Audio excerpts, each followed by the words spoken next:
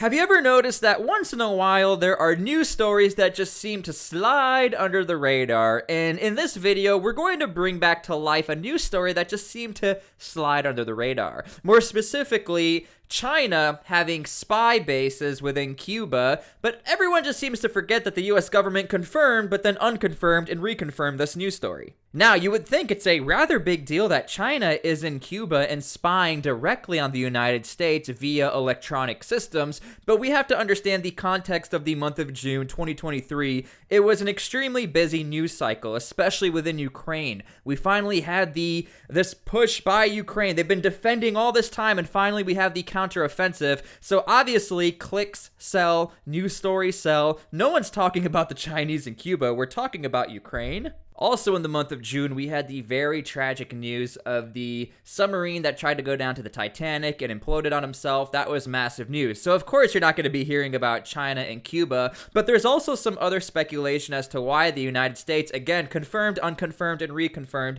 Chinese operations within Cuba. Okay, so you're going to see what I mean, how the United States sort of is like not necessarily confirming or unconfirming what's going on in Cuba. Here was the initial report of China within Cuba with their spy bases. Has confirmed that China has been operating a spy base in Cuba since at least 2019.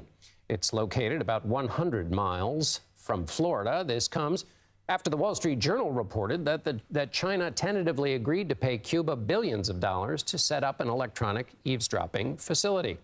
Now, we need to understand the context. When this news story came out, a week after the news story came out was the scheduled visit for the United States into China. So the last thing you want is for the United States to put China on blast and being like, yeah, we know they're in Cuba and we're going to sort of call them out on their bluff. But here's what Anthony had to say about the news report and why people were a little confused with the United States. We were as forthcoming as we should have been at the time the first stories appeared.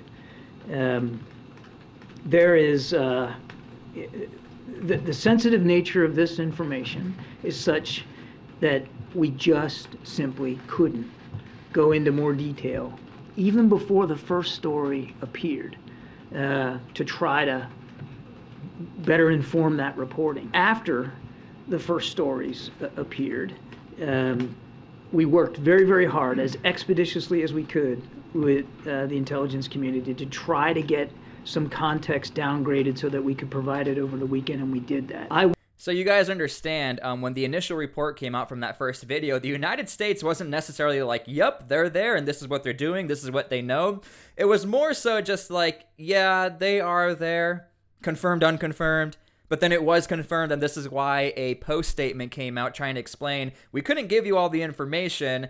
We wanted to give you all the information, but we didn't, so here's the information you're getting now. It wasn't about, in any way, shape, or form, to violate operational security by talking in any more detail, either before the first story or after the first story. The fact that we came out a couple of days later and provided some clarifying information does not mean, and should not be taken, as I've seen in some of the press reporting, as some kind of walk back. The original reporting, as we said, was inaccurate.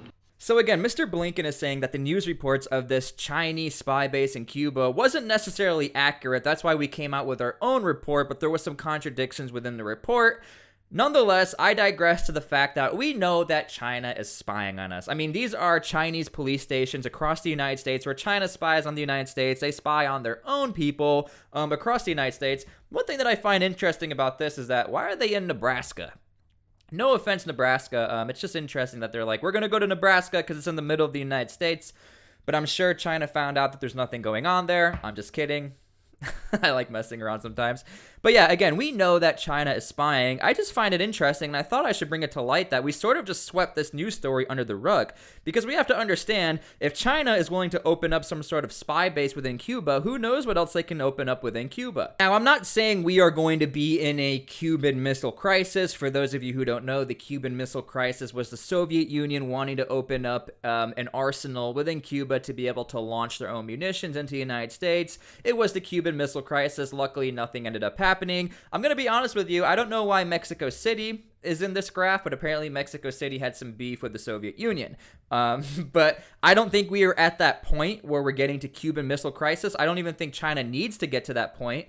But again, China is in Cuba, confirmed, 100% confirmed. They are in Cuba.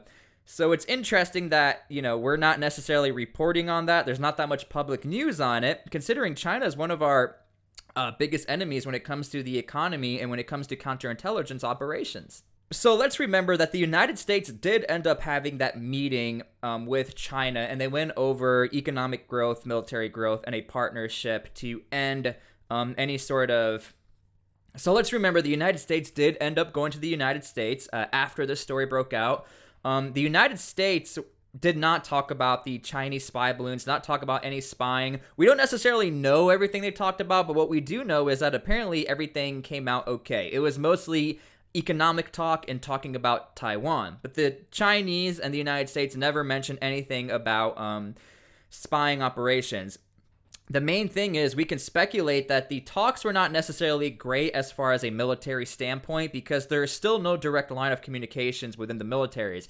In fact, China had said we are not going to open that line of communication anytime soon, which means most likely there's some sort of like animosity between the Chinese government and the US government within their military entities. So again, to recap, the point of this video is to sort of bring to light that China is within about 100 miles from the United States. Now, they're using the words electronic spying facilities, which means they're trying to intercept any sort of communications out of the United States.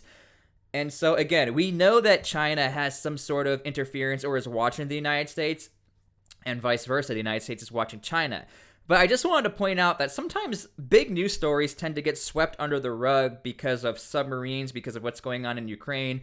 In my opinion, for those of us who care about the security of the United States, the defense of the United States, I definitely see this news story reoccurring or coming back this year, or at least in 2024 during the presidential debates, because this is big news. Again, I'm not saying we are at the point of the Cuban Missile Crisis, but maybe this is a new type of Cuban Missile Crisis where China is willing to pay off Cuba to operate within Cuba. So anyway, let me know what you guys think. I think this is a big deal. It got swept under the rug, but that's typically what happens in the news cycle. Let me know if you guys think this is a bigger deal or not. My name is T-SPLY. It's nice to meet a lot of you. Please leave your comments and opinions down below, and we'll see you later.